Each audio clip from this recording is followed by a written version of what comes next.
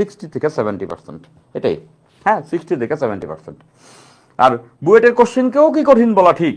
বুয়েটের কয়েকটি কোশ্চেন কঠিন হয়, বাট মেজরিটি কোশ্চেন সোজা হয়। এখন তোমাদের ব্যাপারটা কি, যে কোশ্চেনটা কঠিন হয় ওইটাই তোমার চোখে পড়ে, আরে এই অঙ্ক বুয়েটে আসে, হ্যাঁ বুয়েটের অঙ্ক তো কঠিন হয়, এরকম একটা ধারণা কাজ করে। বাট একদম হোল সিনারিও তো তুমি একবারে দেখতেছো না।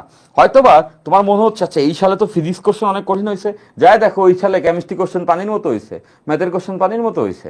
আবার কোনো সালে দেখতেছে আচ্ছা এই সালে তো কেমিস্ট্রি এই কোশ্চেনগুলো কঠিন হয়েছে, আবার দেখো ওই সালে ফিজিক্সের কোশ্চেন পুরো পানি বাত আসছে, বা ম্যাথের কোশ্চেন অনেক সোজা আসছে।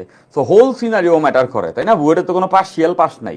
পার্সিয়াল মানে এই ফিজিক্সে পাস করতে হবে, কেমিস্ট্রিতে পাস করতে হবে, ম্যাথে পাস করতে হবে, এরকম কিছু নাই। তুমি ওভারঅল নাম্বার যত পাইছো তার উপরে তোমার চান্স হবে।